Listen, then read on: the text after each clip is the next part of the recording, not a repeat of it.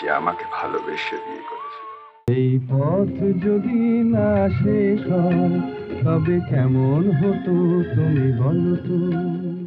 আজও বাঙালির হৃদয়ে ভালোবাসার উজ্জ্বল আলো হয়ে জ্বলছেন সুচিত্রা সেন। তার একটা হাসি আর মায়াবী দৃষ্টিতে থমকে যেত পর্দা, থেমে যেত সময়। 1931 সালের 6 এপ্রিল পাবনায় জন্ম নেয় সাধারণ মেয়ে কৃষ্ণা দাশগুপ্ত। সময়ের সঙ্গে সেই কৃষ্ণাই হয়ে ওঠেন বাংলা চলচ্চিত্রের সর্বকালের মহানায়িকা। জন্মদিনে মহানায়িকাকে স্মরণ করছে লাখো ভক্ত।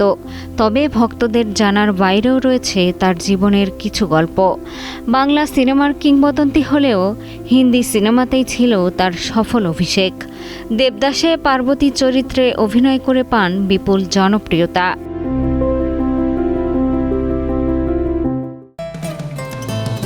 বসুন্ধরা টিস্যু, অশুদ্ধতার বিরুদ্ধে এক বিন্দুও ছাড় নয়। 1963 সালে সাত পাকে বাঁধা সিনেমার জন্য সেরা অভিনেত্রী হিসেবে পান আন্তর্জাতিক স্বীকৃতি। চলচ্চিত্র থেকে বিদায় নেওয়ার পর নিজেকে গুটিয়ে নেন রহস্যময় নিভৃত জগতে। অনেকে তাকে তুলনা করেন হলিউডের কিংবদন্তি গ্রেটা গার্বোর সঙ্গে।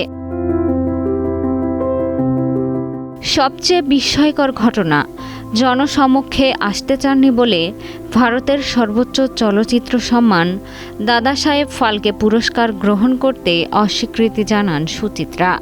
তার অজানা গল্প এখানেই শেষ নয়। তার ঝুলিতে রয়েছে শেষ কোথায় নামের একটি বাংলা ছবি, যা আজও মুক্তি পায়নি। এভাবেই রহস্য, সৌন্দর্য আর অভিনয়ের মায়াজালে সুচিত্রা সেন হয়ে উঠেছেন কিংবদন্তি। তিনি শুধু একজন অভিনেত্রী নন, এক অনুভূতির নাম।